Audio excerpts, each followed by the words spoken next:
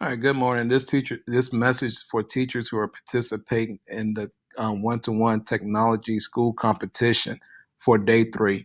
Day three calls for an hour of code. Before I begin this quick message, the app that I'm using right now is called Screencastify. It's a free app through the Google Store, and you can record either your face or your desktop. But I'm using the desktop for this one. You have two options for the hour of code. Either you can code with Anna and Elsa, or you can code a winter greeting card.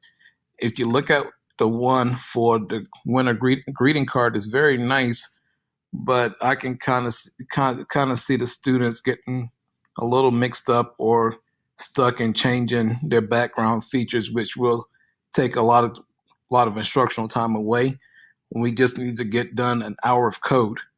So the easier one to use is the code with Anna and Elsa.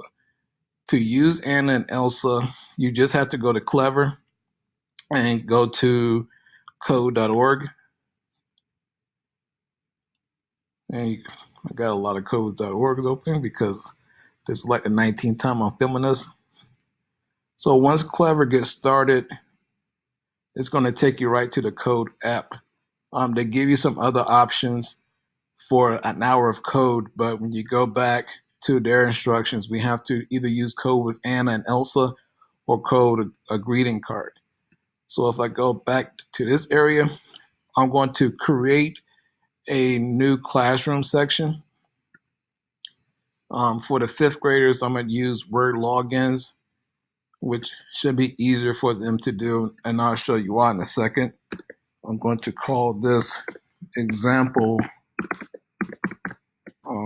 Made a mistake. I don't think they want to be a percent.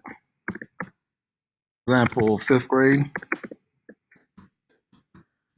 I'm going to put fifth grade.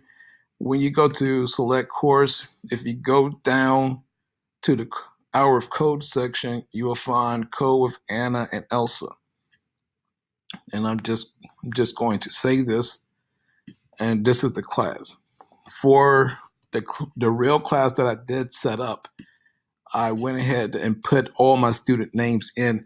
I just typed it into Google Docs and copied and pasted, and it gave me a complete list of the students with their usernames and their passwords so they can sign in.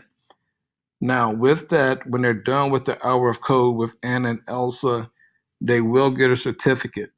You can take a picture of a student with a certificate, or maybe the whole class holding their certificates if they have in their video picture release forms, and just place it on Twitter. That way you can get credit for that hour of code. And once again, that's it. It's just that simple and easy. And they would just record, just code with Anna and Elsa.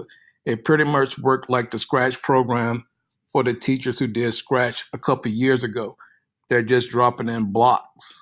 They're not really trying to complete all the details. So it's like 20 lessons for that hour. When you go back and look at the one for the greeting cards, you can see it's a lot more that they would have to do to complete that 1 hour. But the code with Anna and Elsa is actually a lot easier. It's a lot simpler for the students, and you will not lose that much instructional time for your students. Again, thank you for watching, and hopefully we can win this competition.